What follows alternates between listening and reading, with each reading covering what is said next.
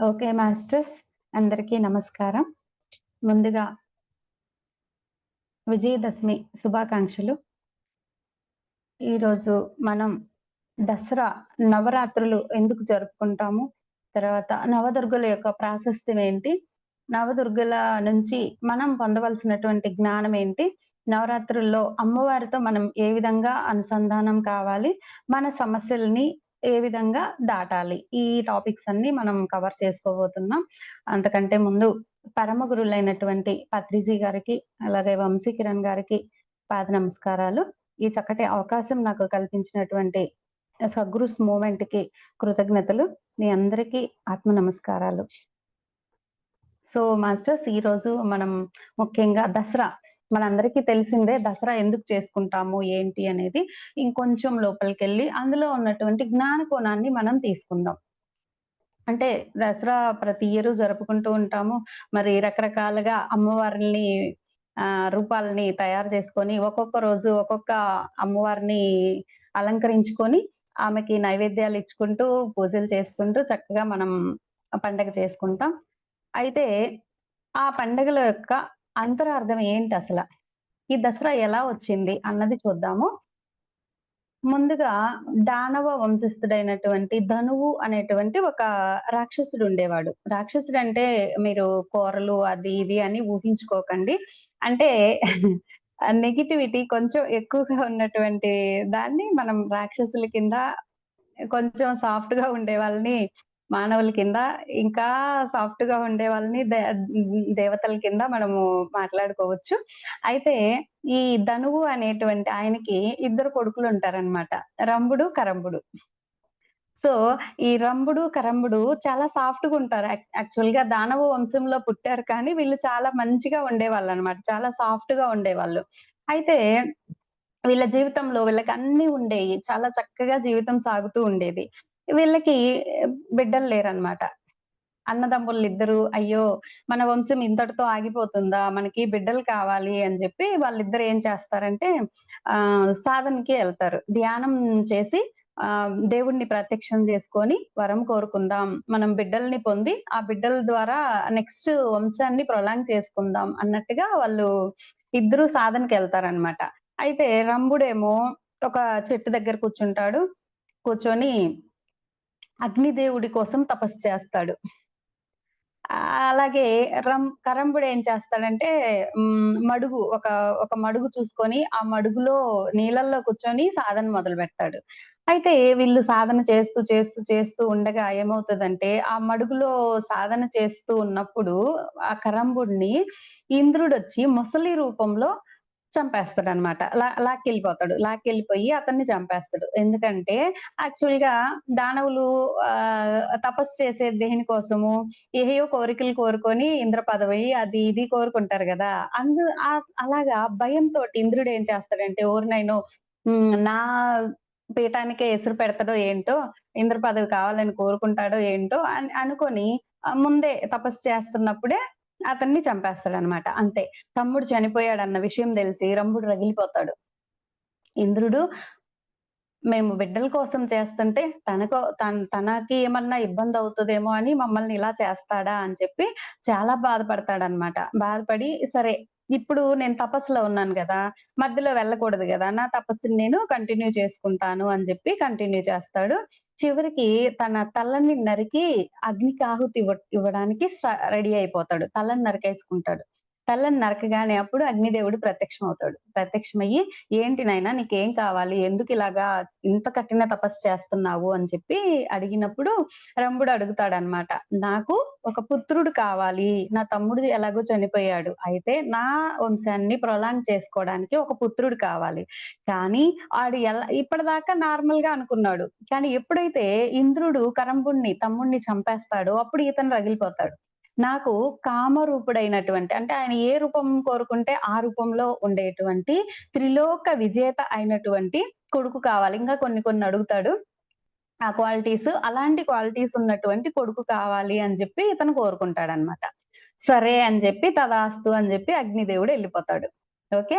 అయితే ఇక్కడ మనం కొంచెం పాజ్ చేద్దాం ఫ్రెండ్స్. చూడండి ఇక్కడ ఏమవుతుంది ఇంద్రుడు అంటే ఒక హై లెవెల్‌లో ఉండే మాస్టర్. అవునా? ఇంద్రుడు అంటే ఇంద్రియాలు. మన భాషలో చెప్పుకోవాలంటే, మనం ఇక్కడ నేర్చుకోవాల్సిన జ్ఞానం గురించి చెప్పాలంటే, ఇంద్రుడు అంటే మన ఇంద్రియాలు. మన ఇంద్రియాలు ఏం చేస్తాయంటే, పైన చూసి ఇక్కడేం చేసింది కరంబుడు ధ్యానం చేసుకుంటూ ఉన్నాడు. ఎందుకు చేస్తున్నాడో ఏంటో అని పైకి చూసి ఏదో ఊహాగానాలు చేసి అతన్ని చంపడం మొదలుపెట్టాడు. అంటే మనం కూడా మన ఇంద్రియాలతో చూసి భ్రమలు పడి, ఊహల్లోకెళ్ళిపోయి ఏవేవో పనులు చేసేస్తూ ఉంటాం. సో, ఇక్కడ మనం ఏం నేర్చుకోవాలి అంటే, మన ఇంద్రియాలతో చూసి అవే నిజమనుకోని, ఊహాగానాల్లోకెళ్ళిపోయి, భ్రమల్లోకెళ్ళిపోయి, అవతల వాళ్ళని ఇబ్బంది పెట్టొద్దు. మనల్ని మనం ఇబ్బంది పెట్టుకోవద్దు. ఎప్పుడైతే మనం ఆ విధంగా చేస్తామో, మనల్ని మనం ఇబ్బంది పెట్టుకోవడమో, లేదా అవతల వాళ్ళని ఇబ్బంది పెట్టడం అలాంటిది చేస్తామో, ఇప్పుడేమైంది ప్రశాంతంగా సాధన చేసుకుంటున్నటువంటి రంభుడికి కోపమొచ్చేసింది. నా తమ్ముడిని చంపేశారు అని. అంటే అనవసరమైనటువంటి ద్వేషాలు ఇతరులలో రగిల్చిన వాళ్ళమవుతాము. కాబట్టి మనం ఎప్పుడు కూడా ఇంద్రియాలను బట్టి ఊహాగానాల్లోకి, భ్రమల్లోకెళ్ళిపోయి ఇతరులకి హాని చెయ్యొద్దు అన్నది మనం ఇక్కడ నేర్చుకున్నాం ఫ్రెండ్స్. అలా చేయడం వల్ల ఏమవుతుంది, మన ఇంట్లోనే చూడండి మా వేరే ఎవరో మాట్లాడుకుంటూ ఉంటారు. నా గురించే మాట్లాడుకుంటున్నారేమో అని వాళ్ళ మీదకి యుద్ధానికెళ్ళిపోతాం. ఇలాగ ఎన్ని యుద్ధాలు తెచ్చుకుంటామో. కాబట్టి అలా వద్దు. ఇంద్రియాల ప్రలోభాలకి గురి కావద్దు. భ్రమల్లోకి పడిపోవద్దు అన్నది ఇక్కడ మనం నేర్చుకుందాం ఫ్రెండ్స్. నెక్స్ట్ స్టోరీలోకెళ్ళిపోతే రంభుడు. రంభుడికి ఆహ్, అగ్నిదేవుడు ఒక వరం ఇచ్చేసాడు గదా! ఆ వరంతోటి ఆయన ఇంటికెళ్తూ ఉంటాడు. ఇంటికెళ్తూ ఉంటే అతనికి దారిలో మహిషి అనేటువంటి ఒక ఆవిడ ఎదురవుతదనమాట. ఎదురయ్యేసరికి ఆవిడని చూస్తాడు. ఆవిడని చూసి ఆవిడని బాగా ఇష్టపడతాడు. వెంటనే ఆళ్ళిద్దరూ పెళ్లి చేసుకుంటారు. అయితే ఇక్కడ ఏమవుతదంటే మహిషి వాళ్ళ పేరెంట్స్‌కి, రంభుడి యొక్క పేరెంట్స్‌కి ఇద్దరికీ ఇష్టముండదు. కొన్ని చోట్లయితే మహిషిని ఒక గేదెలాగా చెప్తారు కథ. అయితే ఇక్కడ మహిషి అనే ఒక ఆమెను తీసుకుందాం మనము. కొన్ని చోట్ల గేదె, కొన్ని చోట్ల మనిషి ఇలా ఉంది. మనం మామూలుగానే తీసుకుందాం. అయితే ఈ రాక్షసి మహిషి అనేటువంటి ఆవిడతో పేరెంట్స్‌కి ఇష్టం లేకుండా పెళ్లి చేసుకుంటారు. వీళ్ళిద్దరూ కలిసి కాపురం చేస్తూ ఉంటారు. తర్వాత ఒక ప్రెగ్నెంట్ అవుతదామె. మహిషి అనే ఆవిడ ప్రెగ్నెంట్ అవుతది. ప్రెగ్నెంట్ అయిన తర్వాత వీళ్ళిద్దరూ ఒకసారి అడవిలో అలా వెళ్తూ ఉంటారు ఒంటరిగా. హ్యాపీగా ఏదో కబుర్లు చెప్పుకుంటూ వెళ్తూ ఉంటే, అప్పుడు ఈళ్ళ పేరెంట్స్ ఇద్దరు వీళ్ళని చూస్తారు. చూసి వెంటబడి అతన్ని రంభుడిని చంపేస్తారు. ఈ మహిషి వాళ్ళ పేరెంట్స్ రంభుడిని చంపేస్తారు. మనం చూస్తూ ఉన్నాం గదా! ఇష్టం లేని పెళ్లి చేసుకున్నప్పుడు పిల్లల్ని అలాగే ఇంటికి పిలిచి, ప్రేమతో పిలిచి చంపేసిన కేసులు ఎన్నో ఉన్నాయి. అవునా కాదా? ఎందుకలా జరుగుతుంది అంటే పరువు హత్యల కింద తీసుకోవచ్చు. అయ్యో! నా నా పిల్ల అలా ఎళ్ళిపోయింది. సో, అక్కడ మా పరువు పోయింది. కాబట్టి మేము వాళ్ళని యాక్సెప్ట్ చెయ్యొద్దు. అంటే అంగీకార తత్వం లేదు. ఇక్కడి నుంచి మనం ఆ పాయింట్ నేర్చుకుందాం ఫ్రెండ్స్. అంగీకరించటం. ప్రతిదాన్ని జీవితంలో ఏదైనా వచ్చింది అంటే దాని నుంచి మనం నేర్చుకోవడానికే వచ్చింది కాబట్టి మనం అంగీకరించాలి అన్న పాయింట్‌ని మనం ఇక్కడ నేర్చుకుందాము. నెక్స్ట్ స్టోరీలోకెళ్తే పే తర్వాత మహిషి ఇంకా పారిపోతదనమాట. మళ్ళీ ఈమెను గూడా చంపేయాలనుకుంటున్నారు గదా! వాళ్ళ పేరెంట్సు. సో, ఆహ్, పె అలా పారిపోయి యక్షుల దగ్గరికెళ్తదావిడ. యక్షుల యొక్క ప్రొటెక్షన్ కోరుకుంటది. ఆ యక్షుల దగ్గరికెళ్ళినప్పుడు యక్షులు ఈవిడ్ని దగ్గర తీసి, "ఓకే. మేము రక్షిస్తాం నిన్ను. మమ్మల్ని శరణు వేడావు కాబట్టి" అని జెప్పి ఈవిడ్ని దగ్గర తీసి, "సరే నీ భర్త శవాన్ని మనము సాంప్రదాయబద్ధంగా కాల్చేద్దాము అని జెప్పి ఆ శవాన్ని తీసుకొస్తారు. కాల్స్తూ చితిమంటల్లో కాలుతూ ఉన్నప్పుడు ఈమె ఏం చేస్తదంటే, ఇంక నా భర్త చనిపోయాడు. నేనెందుకు బతకాలి? ఇంక నాకు ఈ జీవితం అక్కర్లేదు అనుకోని ఈమె గూడా ఆ చితిమంటల్లో పడిపోతది. అలా పడిన వెంటనే అగ్ని మండుతూ ఉంటది. ఆ అగ్నిలో నుంచి ఈమె ప్రెగ్నెంట్‌గా ఉంది గదా! పొట్టలో బేబీ ఉంది కదా! ఆ బేబీ పొట్టను చీల్చుకుంటూ బయటకొచ్చేస్తది. అదే మహిషాసురుడు. మన స్టోరీ అంతా మహిషాసురుడి మీదే గదా నడుస్తది. దసరా 9 రోజుల్లోనూ దుర్గాదేవి వస్తది. మహిషాసురుడి మీద యుద్ధం చేస్తది. అతన్ని చంపేయదు, మర్దిస్తది. కొన్ని చోట్ల చంపేస్తది అనుంది. కానీ మహిషాసుర మర్దిని అంటే అతన్ని ఆమె చేతిలో పెట్టుకుంటదనమాట. అతన్ని చంపేయదు. ఈ ఈ ఇలా అతన్ని గెలిచినటువంటి సందర్భంలో మనం లాస్ట్ రోజు విజయదశమి చేసుకుంటాం. ఇలాగా ఈ మహిషాసురుడు అనేటువంటి ఒక రాక్షసుడు క్రోధంతో రగిలిపోతూ ఉంటాడు. ఎందుకంటే తనకి జరిగినటువంటి అన్యాయాలు, తన తండ్రికి జరిగినటువంటి అన్యాయాలు వీటన్నింటిని దృష్టిలో పెట్టుకొని అతను క్రోధంతో రగిలిపోతూ ఉంటాడు. క్షమ లేదు. ఓకే. ఎందుకు క్షమ లేదు అంటే చుట్టూ ఉండేటువంటి పరిస్థితులు అతన్ని ఆ విధంగా తయారు చేశాయి. ఓకే. అయితే ఇక్కడ తన తల్లి యొక్క ఎమోషన్స్, మహిషాసురుడి యొక్క తల్లి యొక్క ఎమోషన్స్, తండ్రి యొక్క ఎమోషన్స్, అతని యొక్క ప్రణాళిక ఇవన్నీ కలిసి చాలా క్రూరత్వంతో ఉండిపోతాడు మహిషాసురుడు. సో, ఇక్కడ ఆ ఎమోషన్స్ అనేది తల్లి ఎప్పుడైతే ప్రెగ్నెంట్‌తో ఉంటదో అప్పుడు కూల్‌గా ఉండాలి ఆ ఎమోషన్స్. లేదంటే ఆ బిడ్డ మీద ప్రభావం చూపిస్తాయి. ఓకే. సరే. ఇతను మహిషాసురుడు ఆ అగ్నిలో నుంచొచ్చాడు గదా! అప్పుడే రంభుడు కూడా రక్తబీజుడుగా మళ్ళీ వస్తాడు. మళ్ళీ జన్మ తీసుకుంటాడనమాట. రక్తబీజుడిగా అదే అగ్నిలో నుంచి బయటకొస్తాడు అని స్టోరీ ఉంది. సరే. ఇతనేం చేస్తాడంటే మహిషాసురుడు లేదు నేను ఇంకా మంచిగా ఎక్కువ శక్తుల్ని పొందాలి అని చెప్పి డైరెక్ట్‌గా హిమాలయాల ప్రాంతాలకెళ్ళిపోతాడు. వెళ్ళిపోయి సాధన మొదలుపెడతాడు. బ్రహ్మదేవుడిని ప్రత్యక్షం చేసుకోవాలి అని బ్రహ్మదేవుడి పట్ల ధ్యానంలోకెళ్ళిపోతాడు. అప్పుడు బ్రహ్మదేవుడిది ప్రత్యక్షమయ్యి, "ఏం కావాలి నాయనా కోరుకో. నీ ధ్యానం ఫలించింది. నీ తపస్సు ఫలించింది" అని జెప్పి అడుగుతాడు. మరి తపస్సు చేసినప్పుడు ఇవ్వాల్సిందే కదా! అలాగా బ్రహ్మదేవుడు అడిగినప్పుడు ఇతను ఏం అడుగుతాడంటే, "నాకు అమరత్వం కావాలి."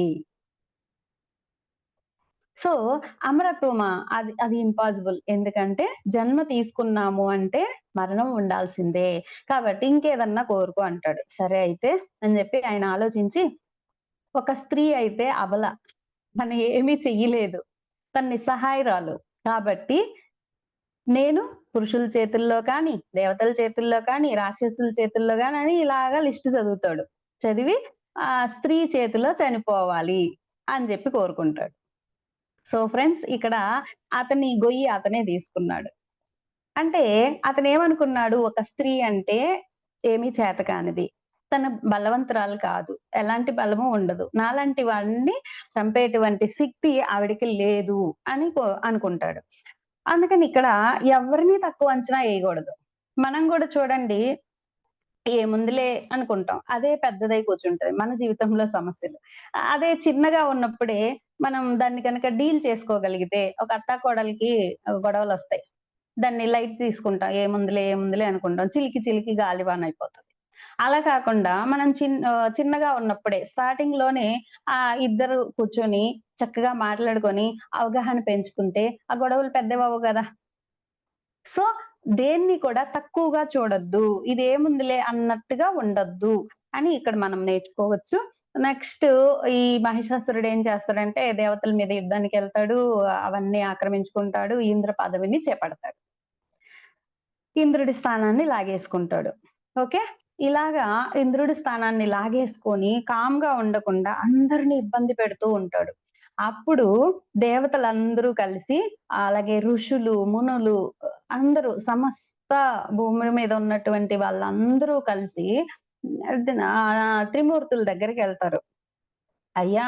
ఈ మహిషాసురుడు చాలా ఇబ్బంది పెడుతున్నాడు. అందరిని చాలా, చాలా హింస పెడుతున్నాడు. ఇతని నుంచి మమ్మల్ని రక్షించండి అని చెప్పి కోరుకుంటాడు.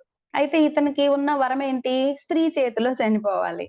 త్రిమూర్తులు గూడా ఏం చెయ్యలేరు ఇతన్ని.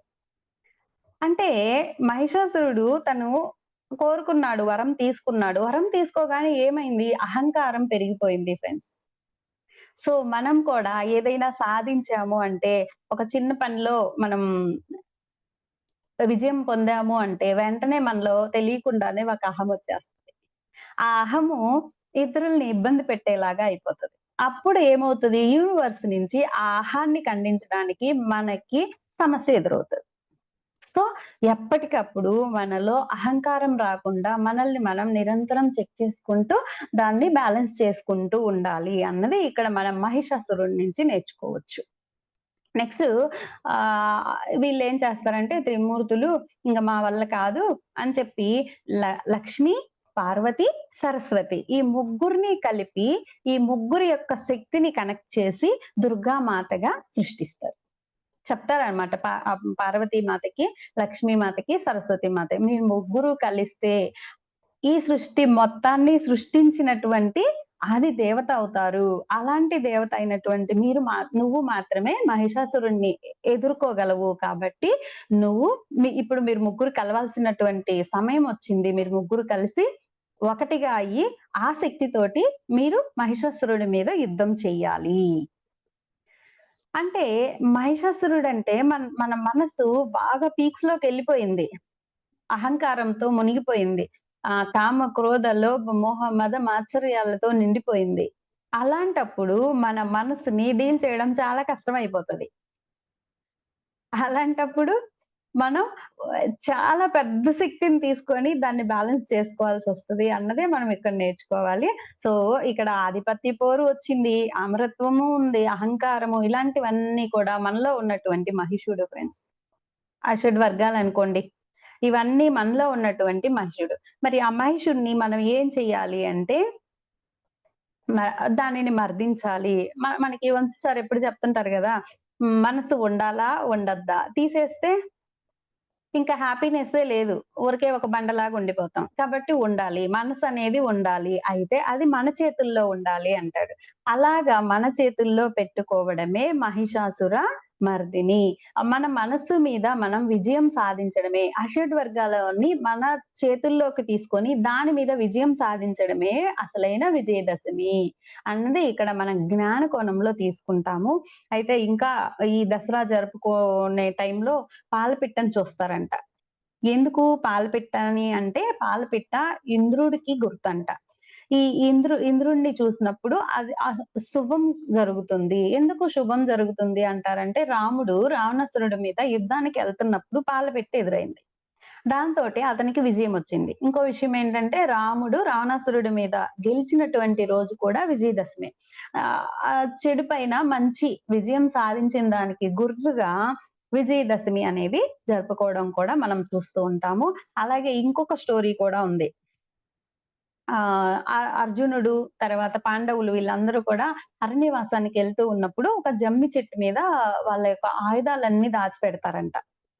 మళ్ళీ అరణ్యవాసం, అజ్ఞాతవాసం అంతా అయిపోయిన తర్వాత తిరిగి వచ్చేటప్పుడు ఆ జమ్మి చెట్టు మీద ఉన్నటువంటి ఆయుధాలన్నింటిని తీసుకొని వాటికి పూజలు జరుపుతారు. అదే విజయదశమి రోజే చేస్తారది కూడా. సో, అలా చేయడం వల్ల ఏమైంది అంటే వాళ్ళు మహాభారత యుద్ధంలో విజయం సాధించారు అన్నది కూడా ఒక స్టోరీ ఉంది. సో, ఇలాగా ఇవన్నీ కూడా ఆ రోజే జరిగినాయి కాబట్టి వీటన్నింటిని కలుపుకొని ఫైనల్‌గా చెడు మీద మంచి విజయం సాధించడం. అలాగని బయటెక్కడో చెడుంది అనుకోకండి. మనలో ఉన్నటువంటి చెడు మీద, మనలో ఉన్నటువంటి మంచి విజయం సాధించిన రోజే మన జీవితంలో విజయదశమి స్టార్ట్ అవుతుంది ఫ్రెండ్స్. సో, ఇక్కడ మరి దుర్గామాత అంటే పార్వతి, లక్ష్మి, సరస్వతి. ఈ 3 శక్తులు కలిసినటువంటి ఈవిడ మనకి 9 రూపాల్లో దర్శనమిస్తుంది. ఎందుకు 9 రూపాలు అంటే, మరి రకరకాలైనటువంటి సమస్యలు, రకరకాలైనటువంటి రాక్షసులు, ఒక్క రాక్షసుడు కాదు గదా! మహిషాసురుడు ఒక్కడి మీద కాదు. ఇతనికంటే ముందు ఇంకా బోలెడంత మంది ఉంటారు కదా! వాళ్ళందరిని సైన్యాన్ని మొత్తాన్ని ఎదుర్కోవడం కోసం అమ్మవారు ఒక్కొక్క రోజు ఒక్కొక్క రూపాన్ని తీసుకుంటుంది. ఫైనల్ డే మహిషాసురుడిని మర్దించిన తర్వాత రోజు ప్రశాంతంగా అయిపోయి ఆవిడ విజయదశమి అనేది జరుపుకోవడం జరుగుతుంది. కొన్ని కొన్ని చోట్ల రాజరాజేశ్వరి అమ్మగా ఆ రోజు దర్శనమిస్తది. అది వాళ్ళ ఏరియాని బట్టి ఒక్కొక్క రోజు ఒక్కొక్కలా ఉంటది. కొన్ని చోట్ల సిద్ధిదాత్రి అమ్మగా ఇలా ఉంటది. అయితే ఈ ఈ స్టోరీస్ అన్నీ కూడా ఇందులో నుంచి ఏం నేర్చుకోవాలి అనేది ఆల్రెడీ ప్రతిరోజు ఈ 9 రోజులు వంశీ సార్ ఇచ్చిన నాలెడ్జ్‌ని మనం అందుకుంటూ ఉన్నాము. ఈరోజు కూడా నేను ఫార్వర్డ్ చేసున్నాను. సో, దాన్ని ఫాలో అవ్వండి ఫ్రెండ్స్. అయితే ఈరోజు మనం ఇంకొక సీక్వెన్స్ కూడా చూద్దాం. అంటే అమ్మవారి రూపాలు మొత్తం 64 రూపాలున్నాయండి. ఈ 64 రూపాల్లో ఆ ఏరియాకి సంబంధించినటువంటి వాళ్ళు ఆ విధంగా కొలుచుకుంటూ ఉంటారు. వీటిల్లో వేరే సీక్వెన్స్ ఏంటంటే శైలపుత్రి అమ్మ. ఇప్పుడు మనం ధ్యానం చేసుకుంటున్నాం గదా! ప్రతిరోజు ఆ సీక్వెన్స్ అన్నమాట. శైలపుత్రి, బ్రహ్మచారిణి, చంద్రఘంటాదేవి, కుష్మాండాదేవి ఇలాగా ఈ సీక్వెన్స్‌లో చూద్దాము. ఫస్ట్ రోజు మనము శైలపుత్రి అమ్మని పూజించుకుంటాం. ఏంటి శైలపుత్రి అంటే, శైలం అంటే కొండ. పుత్రి అంటే హిమవంతుడి యొక్క కూతురనమాట. శైలపుత్రి దేవి అంటే హిమవంతుడి యొక్క కుమార్తె. దీని స్టోరీలోకెళ్తే ముందు ఈ ఈ సతీదేవి దగ్గరికెళ్ళాలి. సతీదేవి మనందరికీ తెలిసిందే. దక్ష ప్రజాపతి కూతురు. అయితే దక్ష ప్రజాపతి శివుడిని సతీదేవి చేసుకోవడానికి ఒప్పుకోడు. అయితే ఆవిడ దక్షుడికి ఇష్టం లేకుండా పెళ్లి చేసుకుంటది. ఎళ్తది. ఎళ్ళిన తర్వాత శివుడిని చాలా తక్కువగా చూస్తాడు దక్ష ప్రజాపతి. దాంతోటి ఒక యజ్ఞం మొదలుపెడతాడు. ఆ యజ్ఞం చెయ్యొద్దు అని చెప్పి సతీదేవి అడుగుతుంది. కానీ నేను చేయాల్సిందే శివుడి కంటే హై స్థితిలోకెళ్ళాలి అంటది. దక్ష ప్రజాపతి ఇన్‌బాలెన్స్‌లో ఉంటాడు కాబట్టి దాన్ని ఎలాగైనా ఆపాలి అని సతీదేవి అందులో తన ప్రాణత్యాగం చేసుకుంటుంది. సో, ఈ స్టోరీ తెలిసిందే. ఆ తర్వాత సతీదేవి మళ్ళీ జన్మ తీసుకుంటది. మళ్ళీ జన్మ తీసుకున్నప్పుడు ఆవిడ హిమవంతుడికి, మేనాదేవికి బిడ్డగా పుడతది. అయితే ఆవిడ గత జన్మలో ఏం చేసింది? దక్షుడిని ఆహ్, యాక్సెప్ట్ చేసేలాగా చేయలేకపోయింది. అంటే డీల్ చేయలేకపోయింది. శివుడిని ఇష్టపడింది. శివుడిని ఇష్టపడిన తర్వాత ఆవిడ తండ్రికి, తల్లికి నచ్చజెప్పుకొని, వాళ్ళని డీల్ చేసుకొని, వాళ్ళ అంగీకారం తీసుకొని పెళ్లి చేసుకోలేకపోయింది. అక్కడ ఆమె లెసన్ ఆగిపోయిందనమాట. అందుకని ఆవిడ మళ్ళీ పార్వతీ మాతగా జన్మ తీసుకున్న తర్వాత మేనాదేవి చాలా అబ్జెక్షన్ చెప్తది. అబ్జెక్షన్ చెప్తే ఆవిడ గత జన్మలో నేను చేసిన తప్పుని మళ్ళీ ఇప్పుడు చెయ్యొద్దు. దాని నుంచి నేను పాఠం నేర్చుకోవాలి. బెటర్‌గా నేను దాని నుంచి బయటపడాలి అని జెప్పి ఆవిడ అనుకుంటదనమాట. అనుకోని అప్పుడు తల్లికి, తండ్రి గూడా వేరే యుద్ధం జరుగుతది. ఆ యుద్ధంలో వేరే రాజు త నాగరాజు అన్నమాట హెల్ప్ చేస్తాడు. నాగరాజు హెల్ప్ చేసినప్పుడు తండ్రి అతనికి మాటిస్తాడు. నా బిడ్డని నీకిచ్చి పెళ్లి చేస్తానని. సో, తండ్రి గూడా అలా లాకైపోయి ఉంటాడు. ఇప్పుడు ఈవిడికి వేరే ఛాన్స్ లేదు. గత జన్మలో ఏదైతే ఆవిడ ఆపేసుకుందో, నేర్చుకోవడం ఆగిపోయిందో, సేమ్ లెసన్‌ని మళ్ళీ ఈ జన్మలోకి తెచ్చుకుంది ఫ్రెండ్స్. ఇక్కడ ఈమ దాని నుంచి ఏ విధంగా బయటపడాలి అని చాలా ఆలోచించి ఆ లెసన్ నుంచి గత జన్మలో తను నేర్చుకున్న ఇబ్బంది పడినటువంటి, నేర్చుకోలేనటువంటి పాఠం యొక్క దాని నుంచి ఇప్పుడు ఈ జన్మలో ఆ పాఠాన్ని నేర్చుకుంటూ తన తండ్రిని, తల్లిని యాక్సెప్ట్ చేసేలాగా చెయ్యడానికి ఆవిడ చాలా కష్టపడతదనమాట. అంటే వాళ్ళిద్దరిని ఎలా ఒప్పించాలి అని, వాళ్ళని ఎలా డీల్ చేయాలని చాలా స్మూత్‌గా డీల్ చేసుకుంటది. అలా డీల్ చేసుకొని చివరికి పేరెంట్స్‌ని ఒప్పించుకుంటది. సో, శైలపుత్రి దగ్గర నుంచి మనం నేర్చుకోవాల్సిన మెయిన్ పాయింట్ ఏంటంటే, మనం కూడా గతంలో ఏ పాఠాల్లో అయితే ఫెయిల్ అయిపోయామో, ఆ పాఠాల నుంచి నేర్చుకోవడం కోసం సేమ్ అవే పాఠాల్ని మళ్ళీ ఈ జన్మలో తీసుకొచ్చుకున్నాము. మన జీవితంలో పదే పదే ఒక సమస్య ఎదురవుతుందనుకోండి.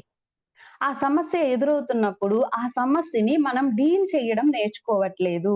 డీల్ చేయడం నేర్చుకోవట్లేదు కాబట్టే మళ్ళీ, మళ్ళీ పదే, పదే అదే సమస్య రిపీట్ అవుతూ ఉంది. అయితే కొంతమంది ఏం చేస్తారంటే, ఒక తాగుబోతు భర్తను తెచ్చుకుంటారు. లేదు గయ్యాళి అత్తని తెచ్చుకుంటారు. బిడ్డల్ని మాట వినని బిడ్డల్ని తెచ్చుకుంటారు. ఇది ఇప్పుడు గనక దాన్ని డీల్ చేసి, నేర్చుకొని ఆ పాఠం పూర్తి చేశామనుకోండి, అది మారిపోతది. అలా కాకుండా, ఈ కష్టాలు నేను పడలేకపోతున్నానురా బాబోయ్! అని సూసైడ్ చేసుకుంటారు. సూసైడ్ చేసుకున్నప్పుడు ఏమవుతదంటే, మళ్ళీ నెక్స్ట్ జన్మలో ఇంతకంటే ఎక్కువ కష్టాలతోటి దాన్ని నేర్చుకునే వరకు, ఒక పాఠం నేర్చుకునే వరకు మళ్ళీ, మళ్ళీ రిపీటెడ్‌గా అదే పాఠాన్ని మనం మన జీవితంలోకి తెచ్చుకుంటూ ఉంటాం. సో, మన జీవితంలో ఏదైతే పదే, పదే సమస్య ఎదురవుతూ ఉందో, అది నేను నేర్చుకోలేదు కాబట్టే రిపీట్ అవుతుంది అన్నది గుర్తించుకొని, దాన్ని ఎలా నేర్చుకోవాలి? దాని మూలంలోకెళ్ళి ఆ సమస్య నా జీవితంలోకి ఎందుకొస్తుంది? నాకేం నేర్పించడానికొస్తుంది అని ఒక్కసారి చెక్ చేసుకొని, దాని లోపలికెళ్ళి దాన్ని గనక మనం డీల్ చేయడం గనక నేర్చుకుంటే, ఆ సమస్య మన జీవితంలో నుంచి ఎళ్ళిపోతుంది ఫ్రెండ్స్. ఇదే నేర్పిస్తుంది శైలపుత్రి అమ్మ. సో, ఆహ్, మన జీవితంలో వచ్చే ప్రతి దాన్ని ఒక్కసారి చెక్ చేయండి. మీరు సమస్యగా దేన్నైతే పెద్ద సమస్యగా దేన్నైతే భావిస్తూ ఉన్నారో, అది శారీరక సమస్య కావచ్చు, మానసిక సమస్య కావచ్చు, ఆర్థిక సమస్య కావచ్చు. ఏదైనా మన జీవితంలో వచ్చే సమస్య మనకి పాఠం నేర్పించటానికే వస్తుంది అన్నది గనక మనం అర్థం చేసుకుంటే, అప్పుడు మన సమస్యని ధ్యానంలో కూర్చొని అమ్మవారినే అడగండి. చక్కగా నైట్ కూర్చోండి. కాసేపు ధ్యానం చేయండి. మధ్యరాత్రిలో మెలుకువివ్వండి. అమ్మా అని కోరుకోండి. అప్పుడు నైట్ ఎప్పుడైతే ఫస్ట్ మెలుకువొస్తదో అప్పుడు లేయండి. లేసి కూర్చొని ఒక 10 నిమిషాలు ధ్యానం చేయండి. అమ్మ నా జీవితంలోకి ఈ సమస్య వచ్చిందంటే, ఈ సమస్య నుంచి నేనేం నేర్చుకోవాలి? ఎందుకొచ్చింది? ఏం నేర్పించడానికొచ్చింది? అని క్వెషన్ ఏసుకోండి. మళ్ళీ 10 నిమిషాలు ధ్యానం చేయండి. నిద్రపోండి. మీకు డ్రీమ్‌లో చక్కగా అమ్మవారు చూపిస్తారు. ఇంకా ఇప్పుడు ఏంటంటే అమ్మవారి యొక్క శక్తి చాలా ఎక్కువగా ఈ భూమి మీద ఉంటుంది గాబట్టి, ఇప్పుడు ట్రై చేయండి. ఇంకా తొందరగా మనకి రిజల్ట్ అనేదొస్తుంది.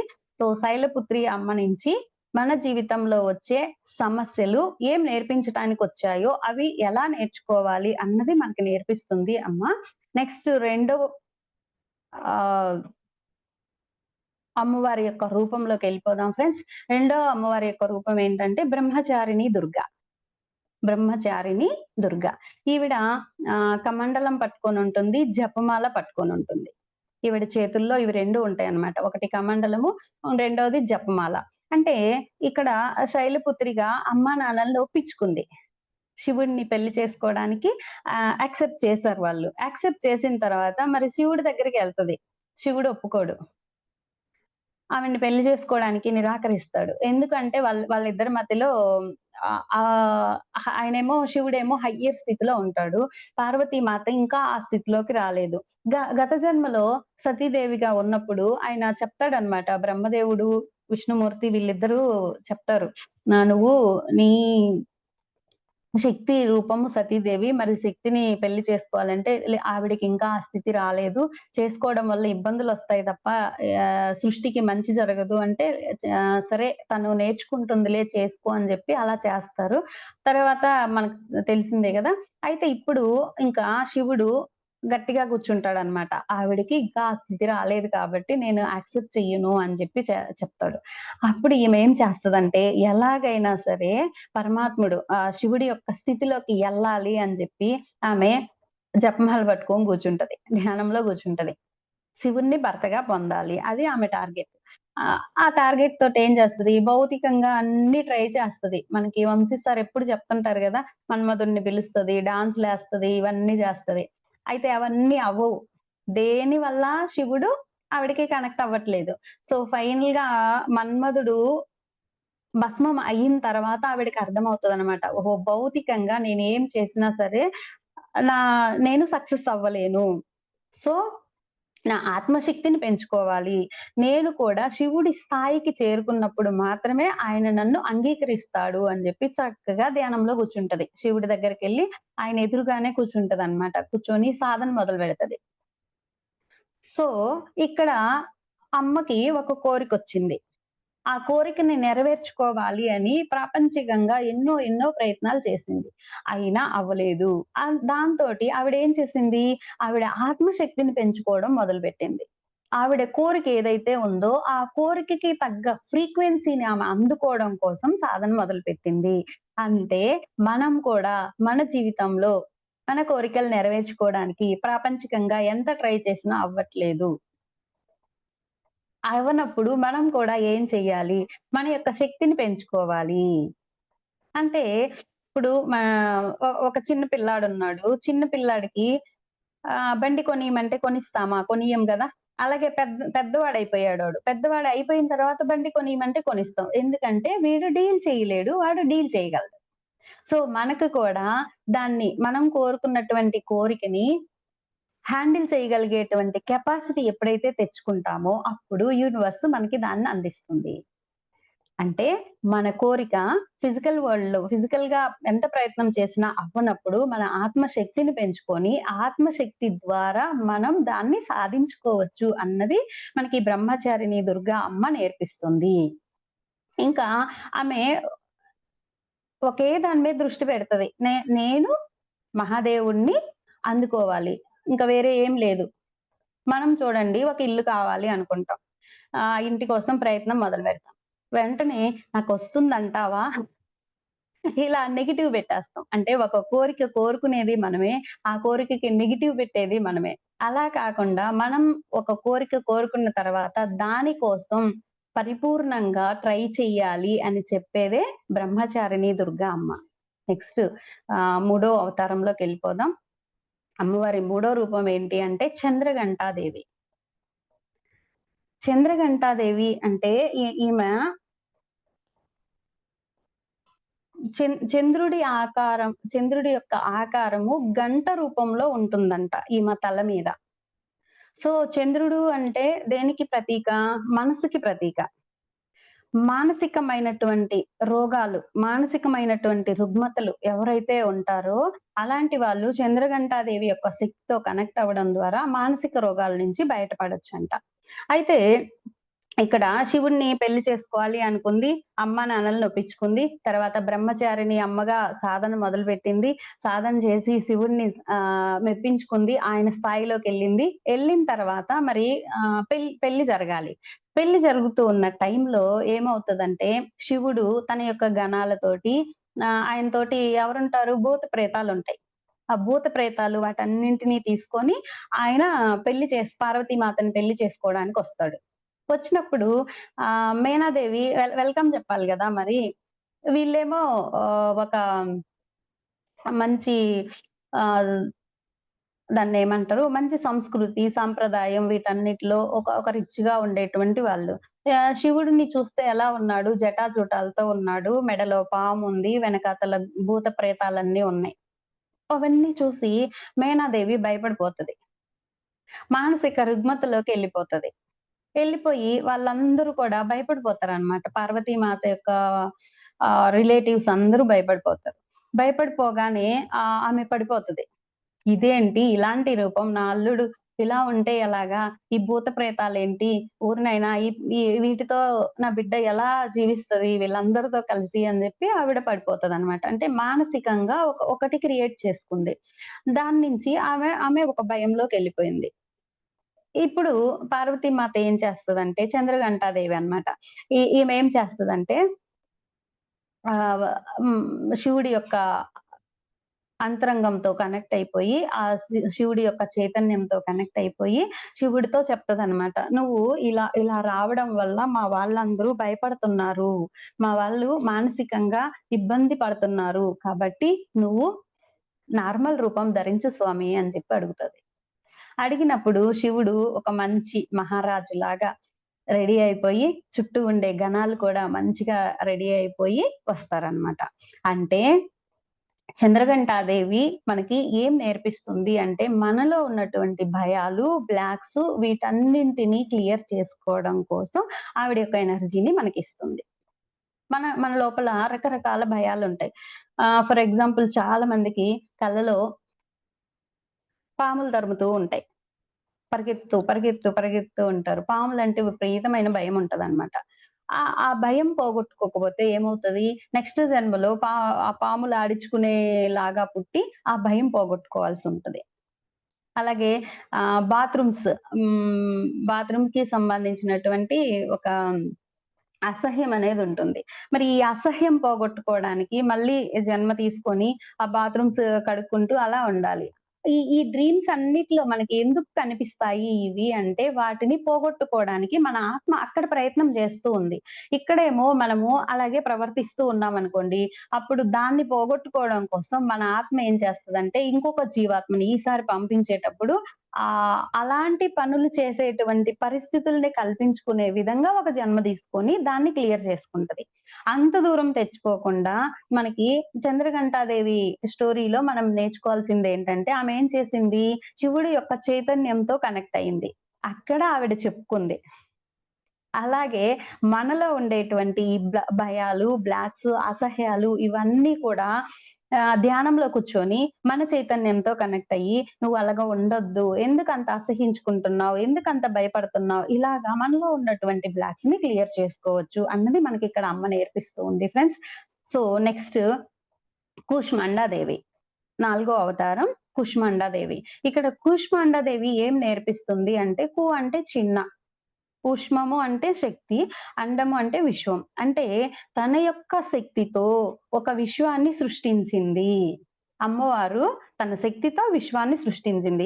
ఎలా సృష్టించింది? ఆమె ఏం చేసింది? సాధనలో కూర్చుంది. సాధనలో కూర్చొని తనలో ఉన్నటువంటి శక్తిని మేల్కొల్పింది. సో, మనం కూడా సాధన చేస్తూ మనలో ఉండేటువంటి శక్తిని ఎప్పుడైతే మేల్కొల్పుతామో అప్పుడు ఏమవుతుందంటే మనకు అన్ని శుభాలు జరుగుతాయి. మన జీవితంలో పూర్ణత్వాన్ని మనం సాధించుకోగలుగుతాం అని చెప్పేదే కుష్మాండాదేవి అవతారం. ఇక్కడ శక్తిని మేల్కొల్పడం అంటే అమ్మవారి చేతిలో చాలా రకరకాల ఆయుధాలుంటాయి. ఈ ఆయుధాల్లో ముఖ్యమైనది ఏం చెప్తారు అంటే కలశం చెప్తారు. కలశం ఇంపార్టెంట్ అయిందనమాట. అయితే ఎందుకు ఈ కలశము అంటే పూర్ణత్వానికి సింబల్‌గా ఆవిడ చేతిలో పెట్టుకుంటది. ఎప్పుడైతే మనం సాధన మొదలు పెడతామో, సాధనలో మన కుండలిని శక్తిని యాక్టివేట్ చేసుకుంటామో, ఆ కుండలిని సహస్రానంకి తీసుకొస్తామో, అప్పుడు ఏమవుతుందంటే మనం కూడా పరిపూర్ణమవుతాము. పూర్ణత్వాన్ని సాధించుకుంటాము అన్నది ఇక్కడ మనకి అమ్మ నేర్పిస్తుంది. ఆ పూర్ణత్వాన్ని సాధించుకుంటే అప్పుడు ఏమవుతుంది అంటే అరిషడ్ వర్గాలన్నీ మన చేతుల్లోకొస్తాయి. ఆ షడ్వర్గాల్ని మనం బ్యాలెన్స్ చేసుకోగలుగుతాం. మనందరికి తెలిసిందే గదా! ఆ షడ్వర్గాలు కామం, క్రోధం, లోభం, మోహం, మదం, మత్సరం. మరి ఇవి ఉండాలా అంటే ఉండాలి. ఉండొద్దా అంటే ఉండొద్దు. ఎలాగా? కోరిక ఉండాలా? ఉండొద్దా? ఉండాలి. అది మన చేతిలో ఉండాలి.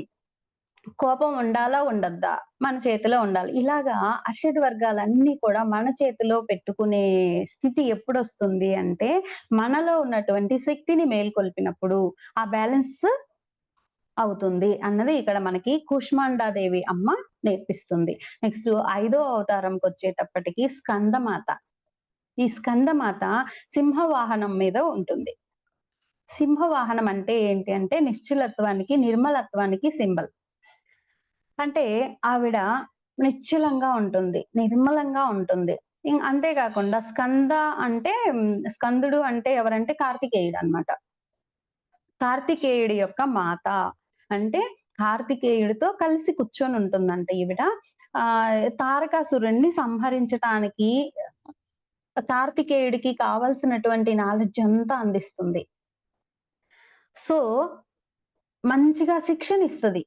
కార్తికేయుడు మాత్రమే తారకాసురుడిని చంపగలడు. అంటే తారకాసురుడు వరం కోరుకుంటాడనమాట. పార్వతీమాత యొక్క పుత్రుడు మాత్రమే నన్ను చంపాలి. ఇంకెవ్వరు చంపడానికి వీల్లేదు. ఎవరి చేతుల్లోనూ నేను చావొద్దు అని చెప్పి ఒక వరం కోరుకుంటాడు గాబట్టి, ఆ తారకాసురుడిని చంపడానికి కావాల్సినటువంటి టెక్నిక్స్ అన్నీ అమ్మ నేర్పిస్తుందంట కార్తికేయుడికి. సో, ఇక్కడ స్కందమాత నుంచి మనం ఏం నేర్చుకోవాలి అంటే అమ్మతనం. ఒక అమ్మ ప్రేమని ఏ విధంగా పంచుతుంది? ఆ అమ్మతనాన్ని మనలో ఎలా పెంచుకోవాలి? ఆ మాతృత్వపు ప్రేమని, ఆ కరుణని, ఆ క్షమాతత్వాన్ని ఏ విధంగా నేర్చుకోవాలి అన్నది స్కందమాత నుంచి మనం నేర్చుకుంటాము. అలాగే ఫ్యామిలీ డీలింగ్. తన బిడ్డ కృతికలతో ఎళ్ళిపోతాడు. పార్వతీమాత ధ్యానంలో కూర్చొనున్నప్పుడు ఆమె శక్తి, శివుడి యొక్క శక్తి ఈ ఇద్దరి శక్తి కలిసి ఒక పిండం ఏర్పడతది. ఆ పిండం ఏర్పడినప్పుడు ఇంద్రుడు ఏం చేస్తాడంటే, ఈ తారకాసురుడు ఎక్కడ ఈ పిండాన్ని నాశనం చేస్తాడో అని చెప్పి భయంతోటి దాన్ని అగ్నిదేవుడికి చెప్పి, "నువ్వు తీసుకెళ్ళిపో, దాచిపెట్టేసేయి. ఆ పిండం బేబీ అయ్యే వరకు నువ్వు సంరక్షించు" అని చెప్పి చెప్తాడనమాట. అగ్నిదేవుడు ఏం చేస్తాడు, దాన్ని తీసుకెళ్ళిపోతాడు. తీసుకెళ్ళిపోయి అతను ఆ ఎనర్జీని తట్టుకోలేకపోతాడు అగ్నిదేవుడు. తట్టుకోలేక గంగామాత దగ్గర పెట్టేస్తాడు. నీళ్ళలోకి ఇస్తాడనమాట. గంగామాత ఆ ఎనర్జీని తట్టుకోలేక ఒక చెట్ల పొదల్లో పెట్టేస్తది. ఆ పొదల్లో నుంచి కృత్తికలు తీసుకెళ్తారు. కృత్తికలు తీసుకెళ్ళి ఆ పిండాన్ని భద్రంగా కాపాడి దాని నుంచి కార్తికేయుడు వచ్చిన తర్వాత వాళ్ళు అతన్ని సంరక్షిస్తారనమాట. సంరక్షించిన తర్వాత పార్వతీమాత ఎళ్లి ఆ బిడ్డని తీసుకొచ్చుకుంటది. కార్తికేయుడు యాక్సెప్ట్ చెయ్యడు. "నువ్వు నన్ను వదిలేసావు. కాబట్టి నువ్వు నాకు తల్లివి కాదు. నాకు కృతికలే తల్లి అని చెప్పి అతను అంటాడనమాట. అప్పుడు పార్వతీమాత ఈ స్కందమాతగా ఉండి కార్తికేయుడిని డీల్ చేసుకొని ఆయనకి కావాల్సినటువంటి మాతృత్వాన్ని అందిస్తూ, ఆ ప్రేమను అందిస్తూ, ఆ రక్షణను అందిస్తూ అతను ఎంత ఇబ్బంది పెట్టినా సరే క్షమిస్తూ, క్షమాతత్వంతో ఉంటూ ఆ మాతృత్వాన్ని ఆవిడ పొందుతుంది. సో, మనం కూడా మన జీవితంలో ఆ మాతృత్వాన్ని ఎప్పుడైతే పొందుతామో, అందరిని, అన్ని జీవుల్ని ఎప్పుడైతే ఆ ప్రేమ తత్వంతో దగ్గరికి తీసుకుంటామో, ఇబ్బంది పెట్టిన వాళ్ళని క్షమాతత్వంతో ఆ కరుణతో మనం డీల్ చేసుకుంటామో, అప్పుడు మనలో కూడా ఆ మాతృత్వం అనేది అభివృద్ధి చెందుతుంది. ఆ మాతృత్వంతో మనం ఎప్పుడైతే ఉంటామో, అప్పుడే మనం పరిపూర్ణమవుతాము అని చెప్పేదే స్కందమాత. నెక్స్ట్ ఫ్రెండ్స్ ఆరోది కాత్యాయని మాత. కాత్యాయని దేవి. కాత్యాయని దేవి ఏం చేస్తుంది అంటే, ఆమె సింహ వాహనంలో ఉంటుంది. సేమ్ అంటే నిశ్చలత్వము, నిర్మలత్వంలో ఉంటుంది. ఆమె చేతిలో ముఖ్యంగా ఖడ్గం ఉంటుంది. ఏంటి ఈ ఖడ్గము అంటే, అజ్ఞానాన్ని నరికేయడం. ఈవిడ జ్ఞానానికి ప్రతీకనమాట. మనలో ఉన్నటువంటి అజ్ఞానాన్ని మనమే నరికేసుకోవాలి. ఎలాగా? ధ్యానము, సాంగత్యము, స్వాధ్యాయము, ప్రబోధము. ఈ 4 ద్వారా.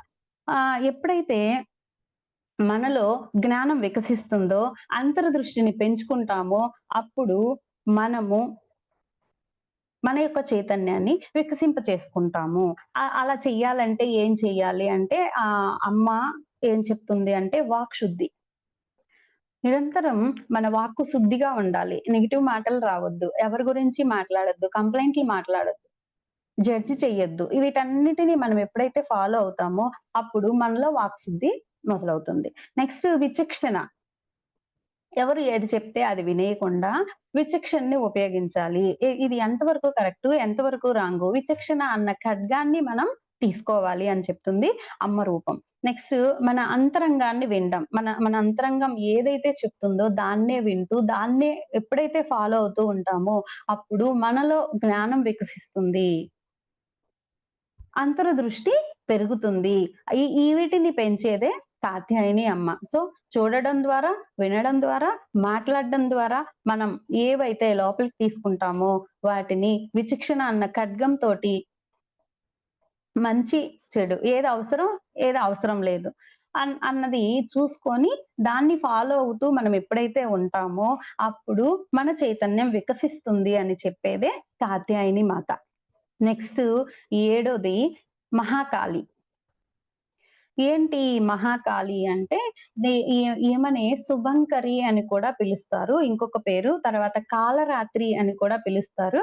మహాకాళికి ఏంటి అంటే కాలానికి ప్రతీక అన్నమాట. కాలభైరవుడు గురించి చెప్పుకుంటాం గదా! అలాగే కాలానికి ప్రతీక ఈ మహాకాళి అమ్మ. ఈ మహాకాళి అమ్మ మనకి శక్తిని, రక్షణని అందిస్తూ ఉంటుంది. అయితే ఉగ్ర రూపంలో ఉంటుంది. క్రూర స్వభావాన్ని కలిగినటువంటి రాక్షసులందరినీ సంహరించటానికి ఈ రూపాన్ని ఈమె తీసుకుంటుంది. అంటే మనలో కూడా ఎప్పుడైతే క్రూర స్వభావం పెరుగుతుందో, క్రూరత్వం పెరుగుతుందో అప్పుడు మనల్ని మనమే ఉగ్ర రూపంగా మార్చుకొని దాన్ని మనమే క్లియర్ చేసుకోవాలి ఫ్రెండ్స్. నెక్స్ట్ ఇంకొకటేంటంటే ఈమె మెడలో పుర్రెల దండుంటది. ఏంటి ఈ పుర్రెల దండ? దీనికి సింబల్ అంటే మనము గతంలో గత గత జన్మల్లో, గత కాలంలో ఎన్నో నెగెటివ్ జ్ఞాపకాలని పొందుంటాం. మన జీవితంలో ఎన్నో నెగెటివ్స్ జరిగుంటాయి. వాటన్నింటిని మోసుకుంటూ ఉంటాము. అయితే ఎప్పుడైతే ఈ అమ్మ యొక్క శక్తిని తీసుకుంటామో, కాళీమాత యొక్క శక్తితో మనం కనెక్ట్ అవుతామో, కాలంతో పాటు ప్రయాణం చేస్తామో, అప్పుడు గత కాలానికి సంబంధించినటువంటి భయాల నుంచి, బాధల నుంచి, కఠినమైనటువంటి సమస్యల నుంచి బయటపడి ఆనందం వైపు, ధైర్యం వైపు, ఆ సమస్యల్ని డీల్ చేయడం వైపు మనం ప్రయాణం చేస్తాము అన్నది ఇక్కడ మనకి అమ్మ చెప్తూ ఉంటుంది.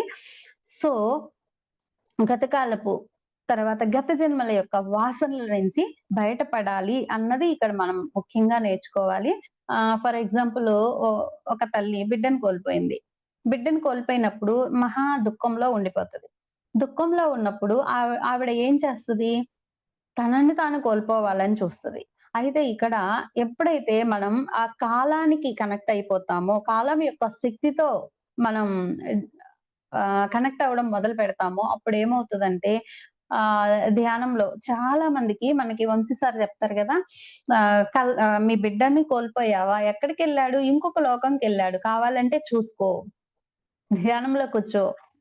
నిద్రలో డ్రీమ్‌లో మీకు కనిపిస్తారు అని చెప్తారు. అలాగా ఆ తల్లి ఎప్పుడైతే ఆ బిడ్డని కాలంతో ప్రయాణం చేసి, కాలానికి అతీతంగా ఎళ్లి అక్కడ ఎప్పుడైతే చూసుకుంటుందో, ఓహో! నా బిడ్డ ఎక్కడికి పోలేదు. శరీరానికి మాత్రమే మరణం. ఆత్మకి మరణం లేదు అన్న సత్యం ఎప్పుడైతే తెలుసుకుంటుందో, అప్పుడు ఆ బాధ నుంచి ఆమె ఆ దుఃఖం నుంచి బయటపడేటువంటి ఛాన్సెస్ తెచ్చుకుంటుంది. సో, మన చేతిలో లేనటువంటి వాటిని కాలానికి వదిలేయాలి.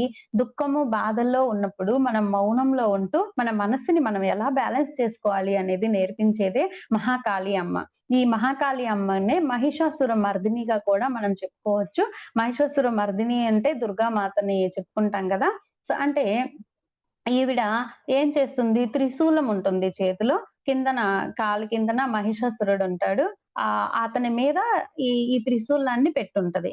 అంటే మనలో ఉన్నటువంటి 3 గుణాల్ని ఒకటి చేసి నిర్గుణ స్థితిలో మనము మన మనస్సు మీద అద్ దాన్ని ఎక్కుపెట్టాలి. మనస్సు ఎప్పుడు కూడా పైకి లెగవకుండా అంటే మన చేతిలో ఉండేలాగా మనము దాన్ని బ్యాలెన్స్ చెయ్యాలి అన్నది నేర్పించేదే మనకి మహాకాళి అమ్మ యొక్క రూపం. నెక్స్ట్ ఎనిమిదో రూపంలోకెళ్ళిపోదాం ఫ్రెండ్స్. మహాగౌరి. మహాగౌరి ఏంటి అంటే వృషభ వాహనంలో ఉంటుంది. త్రిశూలం పట్టుకొనుంటుంది. ఒక చేతిలో డమరుకం ఉంటుంది. ఈవిడ తెల్లని కాంతితోటి మెరిసిపోతూ ఉంటుందంట. కైలాస రాణిగా ఈవిడ్ని చెప్పుకుంటారు. అయితే ఇక్కడ స్టోరీ ఏంటంటే ఆవిడ ధ్యానం చేస్తుంది గదా! శివుడి కోసం సాధన చేస్తూ అలా ఉన్నప్పుడు ఆవిడ ఒంటి మీదంతా దుమ్ము, ధూళి పేరుకుపోతుందంట. నల్లగా అయిపోతది. మరి 5000 సంవత్సరాలు సాధన చేసింది. లెగవలేదసలు. అలాంటప్పుడు ఆవిడ బాడీ అంతా అలా అయిపోతుంది గదా! అయిపోయినప్పుడు ఎప్పుడైతే మహాదేవుడి శక్తికి కనెక్ట్ అయిపోయిందో, ఆయన యొక్క ఎనర్జీకి రీచ్ అయిపోయిందో, అప్పుడు శివుడు ఈవిడ్ని యాక్సెప్ట్ చేస్తారు గదా! యాక్సెప్ట్ చేసినప్పుడు లేసిన తర్వాత అమ్మవారిని చూస్తే అలా ఉండడం వల్ల స్వామి ఏం చేస్తారంటే, తన తల మీద ఉన్నటువంటి గంగతోటి ఆవిడ్ని కడుగుతారంట. శుభ్రం చేస్తారంట. అంటే దీని అర్థం ఏంటి అంటే, శివుడు తన శక్తిని ప్రసరింపచేసి ఆవిడ్ని శుభ్రం చేశారు. అలాగా స్వచ్ఛంగా అవుతుంది. అంటే సాధనలో ఎప్పుడైతే మనం సాధన మొదలుపెట్టి అలా విశ్వశక్తిని తీసుకుంటూ ఉంటామో, ఆ విశ్వశక్తితో మనల్ని మనం శుభ్రం చేసుకుంటాం. మనలో అంతర్లీనంగా ఉన్నటువంటి మలినాలన్నీ కూడా క్లియర్ చేసుకుంటాం. అలాగే ఈథర్ బాడీ మనం లోపల మన అపోహలన్నీ కూడా గూడు కట్టుకొని ఒక నెగెటివ్ ఈథర్‌లో నెగెటివ్ ప్యాచెస్ అన్నీ తయారై ఉంటాయి గదా!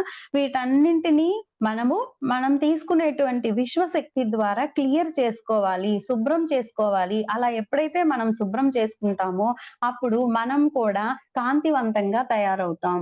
అన్నది ఇక్కడ మనకి మహాగౌరి అమ్మ నేర్పిస్తుంది. సో సాధనలో మనం చేయాల్సిందేంటి అంటే, మనలో ఉన్నటువంటి అంతరంగాను, బాహ్యంగాను ఉన్నటువంటి మలినాలన్నింటినీ శుభ్రం చేసుకోవాలి. నెక్స్ట్ తొమ్మిదో అవతారం సిద్ధిదాత్రి అమ్మ. సిద్ధిదాత్రి అమ్మ అంటే ఏంటి అంటే, ఆత్మని పరమాత్మతో అనుసంధానం చేయడం. ఇక్కడేంటంటే కమలం పైన కూర్చొనుంటుంది అమ్మ. చేతిలో జపమాలతో ఉంటుంది. అయితే ఇక్కడ అర్ధనారీశ్వర తత్వాన్ని సిద్ధించుకుంటుంది. సిద్ధిదాత్రి అమ్మ శివుడిలో సగభాగం అయిపోతదనమాట.